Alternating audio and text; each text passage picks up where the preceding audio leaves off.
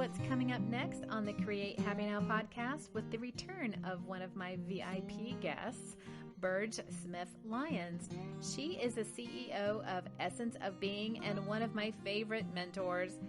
She specializes in reprogramming your self-talk or bubble talk and loves to talk about conscious relationships. Another thing that you touch on is conscious relationships. Can you tell us what your work is with that? Yes. Oh, yes. I love conscious relationships. Now, let me just say, it's not for the weary. Most people walk around unconscious about how they attract people and why they attract people. And it all kind of boils down to they get into a relationship oftentimes to learn about themselves, because I've always said, hey, if you want to learn about yourself and you want to be triggered and understand what you get into a relationship or have a kid. Welcome to the Create Happy Now podcast, dedicated to helping you start your journey to discover true happiness. Join me, your host, Susan Blanton, weekly as we explore the transformation stories and words of wisdom from our masters of happiness with tips you can start applying today to create happy now. I have with me again Burge Smith-Lyons. She's the founder and CEO of Essence of Being and the Conscious Leadership Academy. For more than 37 years, she has helped thousands of men, women, children, and companies globally and taught live workshops on 6 continents with healing, self-development, communication techniques, relationships, abundance, team building, and leadership development. She specializes in helping people identify their bubble talk, subconscious negative self-talk that blocks them from achieving what they want in life. Thank you so much for joining me again, Burge. I just love you so much, and I'm so glad that you agreed to come on the show. And I wanted especially for people to hear your transformation story and what brought you to creating Essence of Being. Oh, thank you, Susan. I'm glad to be back. So my story, I have a lot of stories about where I have been and where I'm going and why I do what I do. I guess the one that people can identify with is the rags to riches story as far as the money goes. And but it's not just about money. But not long ago, I was bankrupt. I was divorced. I had a 2.5-year-old son. And I was living in a van down by the river, not really, but I had a car, with one headlight and one door that didn't open, and I was basically living with friends. And I was teaching workshops at that time, okay? Wow. And and I was saying, wow, why is this happening to me? God, I'm a good person. Of all people. I'm a good person. Why? Why is this happening to me? This is not right. And so I remember my little car, I had to climb in the window because the door was broken, and I had to climb in the window to get to my kid. And it was this creaking little car. That's pretty much all I had to my name at that point because I'd lost everything. And I thought, this is ridiculous. I mean, I know the principles of law of attraction and law of appreciation, and I teach this stuff. So I'm a total imposter. Why is this not working? And I just was beating myself up. And at the time, I had, of course, people around me that could remind me of who I really was and what I was doing in the world and would give me hope and inspiration and lift me up. And so I realized, look, I'm not alone. And so not very many years later, now I've been married 23 years to a beautiful man that has been transformational. He helps me with all the workshops that I do around the world.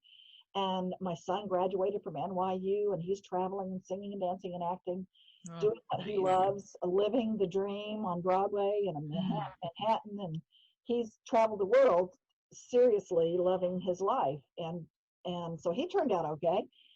So we have millions in assets, and we have been able to really give back and to support so many people. And the reason I tell people about this is not to say, hey, look at me, look how great I am. It's to say, look, wherever you are in your prosperity consciousness, or in your relationships, or just wanting to make a difference in the world, no matter where you are, you too can shift out of that. And it just takes practice, and it takes support, and it takes an awareness of all the things that are blocking you on a subconscious level. And I realized the reason why it was happening. Remember, I said I kept asking, why is this happening to me? Yeah. Reason why is so I could stand in front of people and say, this stuff works.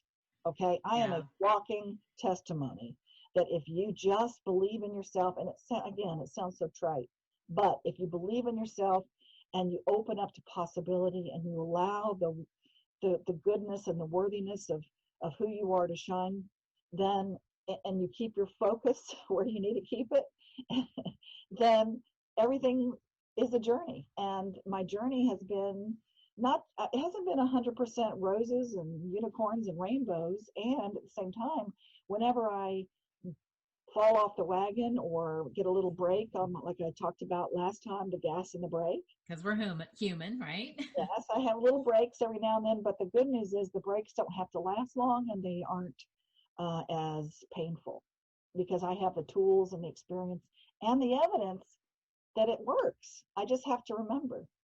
Absolutely. So you mentioned before, where I could actually, in my introduction to you about, you specialize in really helping people reprogram their bubble talk. And can you explain what that means? Sure. Bubble talk is that, you ever seen those cartoon characters with the bubble above their head? Right. That's what they're thinking. That's their subconscious belief. They don't even know they're thinking that. They might be saying out loud, oh, I love you, and I want to have a wonderful relationship, and I want to have all this money. And they might do all these affirmations consciously, but their bubble talk, which is the subconscious beliefs that keep you from getting what you want, is not aligned. It's not aligned with your conscious. So your conscious thoughts and your subconscious are not aligned. And if you do that, then your gas on that car that I was talking about, the desires, it goes 100 miles an hour. You don't have to work so hard. You don't have to have any effort. It just you create from that space, and you don't have those subconscious beliefs blocking you. That's where the ease and grace comes in. Absolutely, ease and grace. And that bubble talk, like I said, it's you don't know it's there until you do. Right. Until you search for it and you go, oh, there you are. Yeah. So once really the 90% of it is just becoming aware of how we talk to ourselves and what we're saying to ourselves, because they have proven in quantum physics that there are 40,000 more subconscious thoughts to your one conscious thought. So that's what's really driving the bus. And those thoughts and beliefs are eternal until they are rethought or rebelieved. That's the good news. They can be rebelieved, and they can be retaught. And of course, we learn all of these at a very young age. And we learn it from our teachers, our parents, our religion, our society, TV. And if you believe past lives, it can go even further. So there are these beliefs that just kind of hang around until they're handed down from our parents and every generation. And I've heard that most children those beliefs are ingrained before age 7, because they really haven't developed their own ability to discern whether a belief is something they want to use or not, whether it's, going to be for the good or it's just, junk. Right. Most beliefs are formed before the age 7. And with that, it's also the technology that they came about with the left brain, right brain. And that's in discussion right now about is that real still? Because when we were when I was learning all of this and immersed in all of this, your left brain and your right brain were totally merged when you're younger. And then oftentimes as you get older, you decide if you're going to be more analytical and logical, or you decide you're going to be more emotional and more creative. And the true whole brain is not being used as much when we get older. And so that's what happens, is we decide. excuse me, we decide which side we're going to go on Right. oftentimes. And then those beliefs are learned. And then we start looking for evidence that it's true. And we find it. That's whatever we seek, we For, find, right? whatever you look for, you're going to find. And so people start gathering evidence all day long in their relationships and in their jobs and their business and whatever their life is to say, see, I told you, I can't trust people. Right. And you had also, another thing that you touch on is conscious relationships. Can you tell us what your work is with that? Yes. Oh, yes. I love conscious. Now, let me just say, it's not for the weary. Most people walk around unconscious about how they attract people and why they attract people. And it all kind of boils down to they get into a relationship oftentimes to learn about themselves, because I've always said, hey, if you want to learn about yourself and you want to be triggered and understand what you get into a relationship or have a kid. Okay? Right. Because Kids will trigger you every day. and the reason why is when there's a lot of love present, it brings up everything unlike love for the purpose of healing it. If you choose to. And unfortunately, if you choose to, that's right. key. Because people don't know. You don't know what you don't know. And so what I mean by a conscious relationship is you go into the relationship with understanding what your bubble talk is and knowing that the people that you attract to you will also be conscious as well. And if you understand that you're whole and complete and that you don't need anybody else to fill your hole or your pain, you don't need anybody else to say to you, I love you, in order for you to feel lovable. If you can do that, that's called orbiting in love. Instead of falling in love and falling out of love, you're orbiting in love and you are basically expanding. You're not asking another human being to make you feel loved and lovable. And if you can really embody that, then you're going to attract someone the same way. And what you create together is expansive. It doesn't contract into that unity. I know that many of us go to that unity, you know, I'm nothing without you. You are my everything. Codependency. Well, when they leave or you leave or something happens. Right. Then who are you?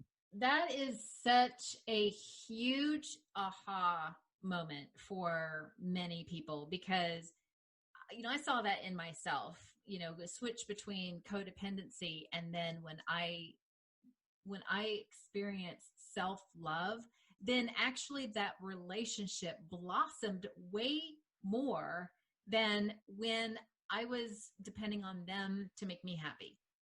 Exactly. And if you start depending on other people to make you happy, then oftentimes you will be disappointed and Exhausted. Then you forget them. And it's exhausting for the other person because guess what? They have the same thing. They want to have you make them feel happy as well. And so people have that honeymoon stage where everybody, you know, we do everything to do that, right? And then after a while, it's really exhausting. And so the cool part about this is that together you make something better than you can by yourself. So it's me and you together make us. So it's a whole other entity, but I don't lose who I am, and that other person doesn't lose who they are. And together it makes us, which is a whole nother energy that is expansive. And so I say it's 1 + 1 = 3, which is the formula behind the conscious relationship. And the other part about conscious relationship is understanding the whole dynamic of what's the difference between a compassionate and an egocentric relationship. And very briefly, an egocentric relationship is you self-protect, you rescue, and you victim. You go through these cycles of being a victim, self-protect, and rescue. Yeah. You can merge that into a conscious relationship by having more compassion, by changing it to empathy, ownership, and respect. So if you can have empathy and own your own,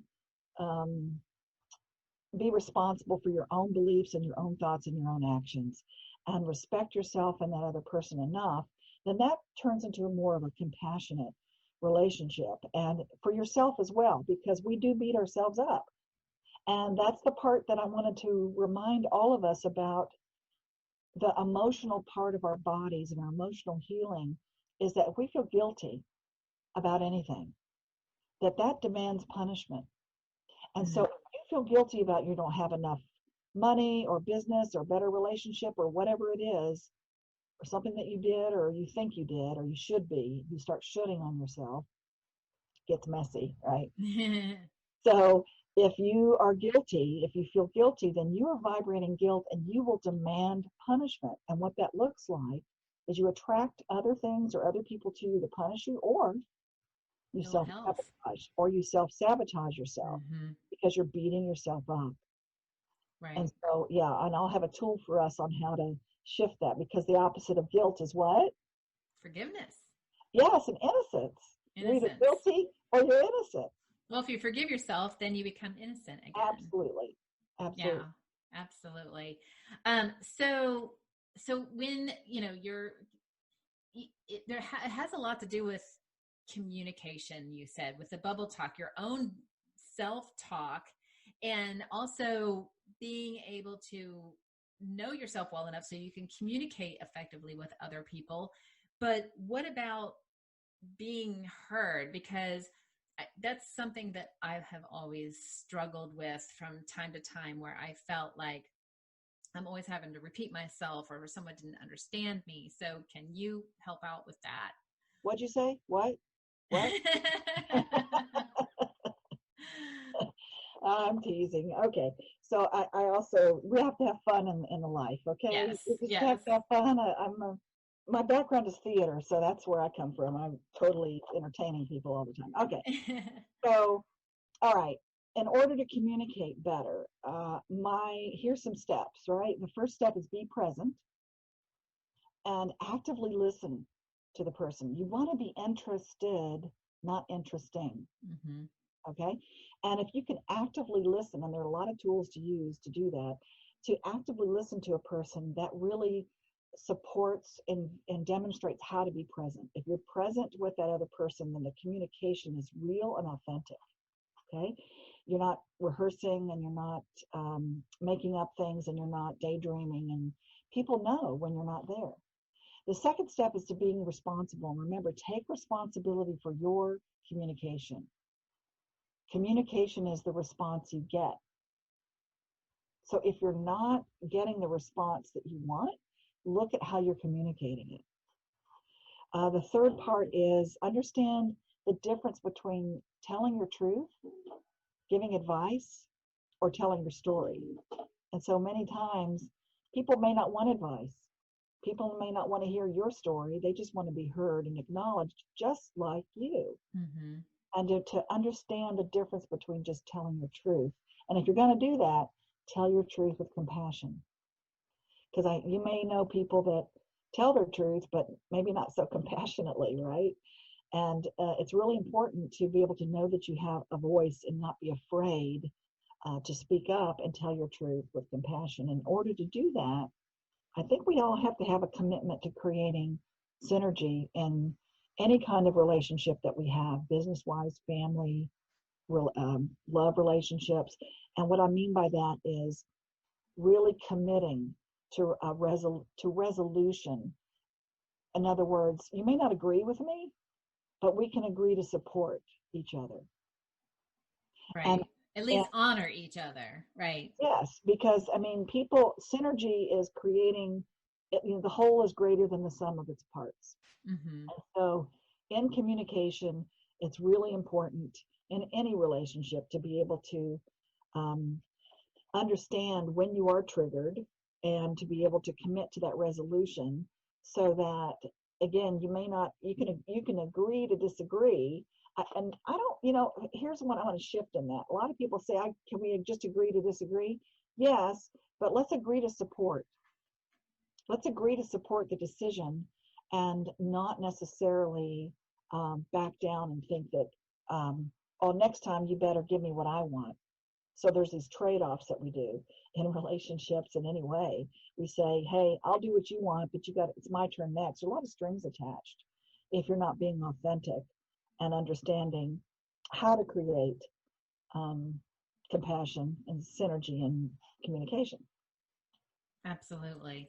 So, there's a lot of people that I've talked to that, in their journey, they have come across a lot of toxic relationships. And so how do people who feel like they're just hitting their head up against a wall with certain people, because they're not being heard no matter what they do, how do they deal with those types of people in their life? And, I know sometimes it's people that generate a knee-jerk reaction, or maybe they were supposed to press those buttons to help you with your own healing, but what can you give as far as advice for those people who are difficult?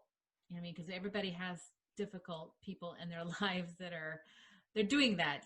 Nobody's lived a life without having some difficult interactions with either a boss or a parent or an ex-husband or an ex-wife or anything like that. So what's your advice there? Well, okay, since you're asking for advice, I'll give it to you. See how I did that? Yes. So remember, advice, truth, and story. Okay. So for me, one of the best ways you can demonstrate, first of all, hold yourself in a position of power, of I have power to make decisions for myself, and I'm able to, I'm responsible again for my communication and my thoughts and my beliefs and my actions. And if you say these words, for me, the truth is, okay, before any, especially if you're in a relationship where they're not hearing you, and maybe, again, remember, communication is the response you get. So if you can shift how you're responding and how you're communicating, then you're giving them an opportunity for them to really hear you, and maybe you hear them. And so for me, the truth is a great way to open up if you're in some type of frustrating relationship of any sort. And you're basically teaching them how to speak to you in a way where they can tell their truth without feeling wrong. Mm-hmm. So, because if you say for me, the truth is, they may totally disagree with what you're saying, but they cannot disagree with that's not your truth. And you're also giving them an opening to say, well, what is your truth? Mm-hmm. And so you're basically respecting and honoring their place so that you can show them how to do this. So, and some people get it and some people don't. Right. And the best thing you can do is just notice, am I attracting people like this everywhere? In other words, do I have a pattern of attracting people that don't hear me? Mm-hmm. So again, you always want to go back to you, because you can change you. Mm-hmm. You have, and in any situation, you have four options. You can get out, you can suffer, you can try to change the other person, or you can change you and shift you and how you feel, because you do have absolute choice at all times. Control. Right. Well, this, of course, Burge, you always inspire me, and you always touch my heart every time I speak to you. You're just, I can't explain my love and honor to you. You've just impacted me so much over the last 5 years since I met you in 2015. So I just thank you so much. And I want everybody to have a little piece of Burge. So can you tell the listeners where they can find you and what you have to offer? Sure. Thank you, Susan, so much. And I'm so honored to be able to support you in this. And you make such a difference in the world. And I want you to remember that, because what you're doing right now with this podcast and all the things you're doing as a conscious leader in our Conscious Leadership Academy, you're just really making a difference out there, and I appreciate you so much. Oh, thank you. Yeah. I'm honored. So essenceofbeing.com is a great way to go check us out and see about Conscious Leadership Academy and also the Essence of Being, and all the different online and live workshops and awarenesses that you can get from that. But I have a little tool that I want to give us. Okay, great. To make us a little happy hack. Well, the happy hack, I think, is something that will be the phrase that I want you to remember. But the tool I want to give you is, in order for you to feel more innocent, and not feel guilty about things. I think I talked about the difference between guilt and if you self-sabotage, how to shift out of that. Yes. If you find a little picture of yourself when you were little and you put that up on the mirror and you look at that little person and you look them in the eyes every morning when you're brushing your teeth and you look in their eyes and say, you are innocent. And you do that 10 times. And then you look in the mirror at yourself and say the same thing. You are innocent. With a breath in between, by the way, the 10 times. Then you shift it. The last part of it is, I am innocent. Okay? And you do that 10 times with a breath in between. And just notice how things feel different to you throughout the day. Because if you're vibrating innocence, then there's no reason to self-sabotage or have people attack you or to punish you. Okay? Because you're feeling more and more innocent. Okay? Because my happy hack is what you focus on expands, because the more you focus on things that are not working, of reasons why you can't trust people and all those things, then that's what you're going to find evidence for. So what you focus on really does expand, and it's not just some kind of woo-woo kind of thought. It's actually in your brain called a reticular activator, and it really does work that way, that if you keep focusing on the things you don't want, that's what you get more of. Absolutely. And I have affirmations for you. Affirmations, essenceofbeing.com/AFP, which stands for Affirmations for Prosperity. And they will help you shift out of maybe some of the lack consciousness that you might not even be aware of, and then just get even more fulfillment in your life and be happy, because that's what this podcast is about, right? That's right. To start creating your happy now. So thank you so much, Burge. It was just such a delight to have you. You're always a delight. And I hope to have you on again in the future as well. Thank you so much. Thanks for listening to episode 13 of the Create Happy Now podcast with Burge Smith-Lyons. If you like today's episode, please subscribe, rate, and review, and you can get a free meditation by yours truly by going to the link in the episode description as my thanks to you. On our next show, Katia Rudnick from Katia Designs is coming back. Katia designs incredible inspirational jewelry that not only is what I wore on the podcast cover art, but also what held me accountable and helped me name my show, Create Happy Now. In the next episode, she and I are going deeper into her story and her inspiration that launched her jewelry business and how her jewelry has touched other people's lives.